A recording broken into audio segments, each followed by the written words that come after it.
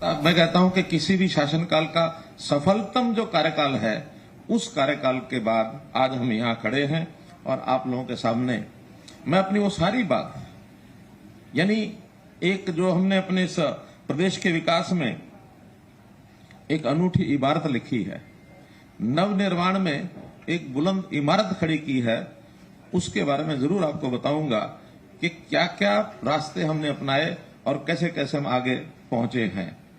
जब शुरू में मुख्यमंत्री का पद संभाला था, तो जैसे पहले से चलता आ रहा था, मुख्यमंत्री निवास पर, कार्यालय पर, सभी मंत्रियों के यहां, उनका चाहे उनके निवास हो चाहे उनके कार्यालय हो, एक भीड़ लगी रहती थी और ऐसा लगता था जैसे पूरा हरियाणा उमड़ करके चंडीगढ़ आ गया है। जब पता किया तो ये लगातार ये प्रोसेस चलता था।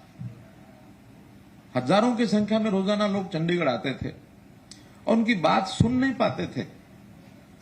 कोई भी ना अधिकारी सुन पाता था सबकी बात, ना मंत्री ना मुख्यमंत्री, और कई कई दिन तक वो यहां बैठे रहते थे, पड़े रहते थे। हमारे मन में आया कि आखिर ये क्यों है।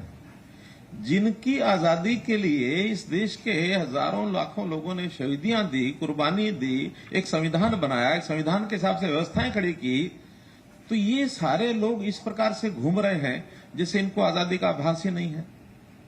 तो उसी दिन संकल्प लिया कि व्यवस्थाएं बदलनी है, हमको सीधे सीधे जैसे पहले काम चल रहे हैं उस प्रकार के नहीं करने हैं। जो उन्होंने किए वो करने हैं, ऐसा नहीं कि वो नहीं करने, वो सारे बेकार थे, ऐसा नहीं है, लेकिन उसी ढर्रे पर नहीं चलना है, ढर्रा बदलना है। तब हमने जो उस समय लोगों को एक वातावरण था कि जैसे करप्शन के बारे में लोग समझते थे उनका अधिकार है, राइट टू करप्शन, ये वो मान करके चलते थे। हमने कहा नहीं, इसको बदलेंगे। हम जो है राइट टू करप्शन की बजाय राइट टू सर्विस, इसको लागू करेंगे।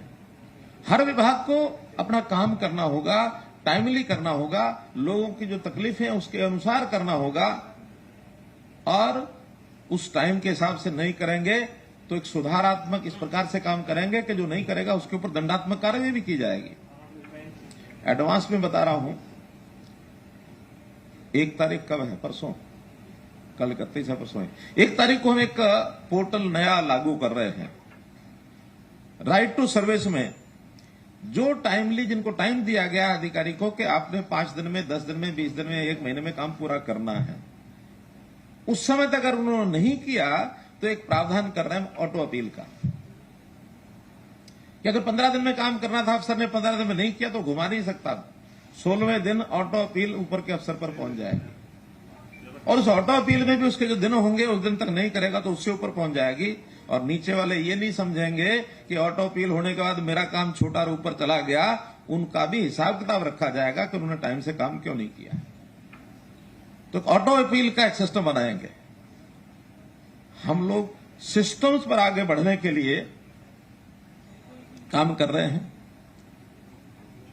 यानी अगर इसको इस ढंग से समझना हो तो जैसे आईटी के जमाने में हम देखते हैं, एक हार्डवेयर होता है, एक सॉफ्टवेयर होता है।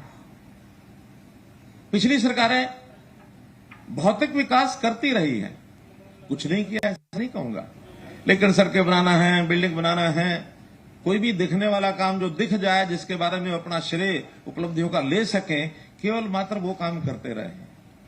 लेकिन उनमें व्यवस्थाएं क्या खड़ी होंगी, लोगों को उसकी सुविधा क्या होगी, अगर मैं कहूं तो उसमें सॉफ्टवेयर क्या लगेगा, सॉफ्टवेयर के ऊपर ध्यान नहीं दिया हमने। हम हार्डवेयर के साथ सॉफ्टवेयर का काम कर रहे हैं। सॉफ्टवेयर दिखता नहीं है, हार्डवेयर ही दिखता है। सॉफ्टवेयर की उपलब्धियों का ले सकें, केवल मात्र वो काम करते रहे।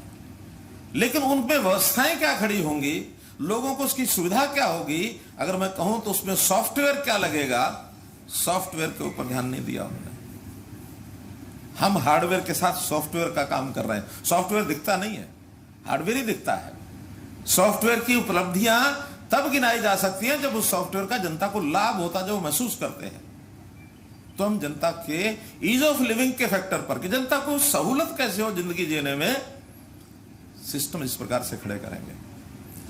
यानी जैसे शरीर होता है, शरीर सबको दिखता है, लेकिन शरीर के अंदर एक आत्मा होती है, एक जान होती है।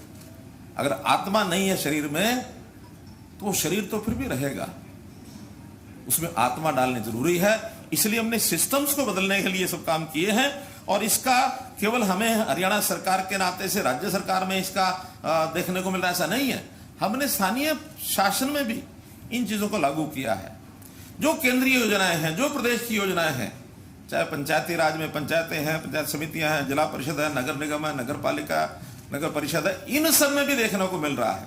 हमने डिसेंट्रलाइजेशन इस पर काम किया कि सारी शक्तियां, सारी ताकत ये अपने पास ही नहीं रखनी है, बल्कि इसका विकेंद्रीकरण होना चाहिए, ताकि जो चुने हुए प्रतिनिधि आखिर उस लेवल पर भी लोगों को चुना जाता है, उनसे भी अपेक्षा होती है, उनको भी अपने अधिकारों को उपयोग करने की इच्छा होती है, उनको भी पूरे अधिकार दिए जाए। तो इंटर डिस्ट्रिक्ट काउंसिल हमने बनाई कि सब चीजें स्टेट के हाथ में रहे, ऐसा नहीं है। डेलीगेशन ऑफ पावर्स, ये हमने इंटर डिस्ट्रिक्ट काउंसिल बनाई। जैसे एक इंटर स्टेट काउंसिल है ऑल इंडिया लेवल पर, ऐसे स्टेट लेवल पर इंटर डिस्ट्रिक्ट काउंसिल है। सब जिलों के स्थानीय जो चुने हुए प्रतिनिधि और वहां के अधिकारी 3 महीने में आकर बैठते हैं, उनको क्या क्या काम हमने देने हैं, उनके बजट बढ़ाए हमने। यानी पहले जब हमारी सरकार आई, आज से 2500 दिन पहले, जिला परिषद का बजट 1 करोड़ से 2 करोड़ के बीच में चलता था। कुल मिला के 30 करोड़ रुपया जिला परिषदों को दिया जाता था।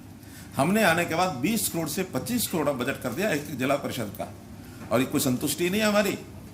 हम चाहते हैं और ज्यादा काम उनको दिए जाए। ऐसे छोटे छोटे काम जो हर गांव में होने हैं, हर गांव में प्राइमरी स्कूल खुलना है, हर गांव में पार्क भी होना है, हर गांव में तालाब की व्यवस्था भी होनी चाहिए, हर गांव में कोई हॉस्पिटल डिस्पेंसरी छोटा ये होना चाहिए। तो 6,700 हमारे गांव हैं और लगभग 4,000 के आसपास वार्ड्स हैं।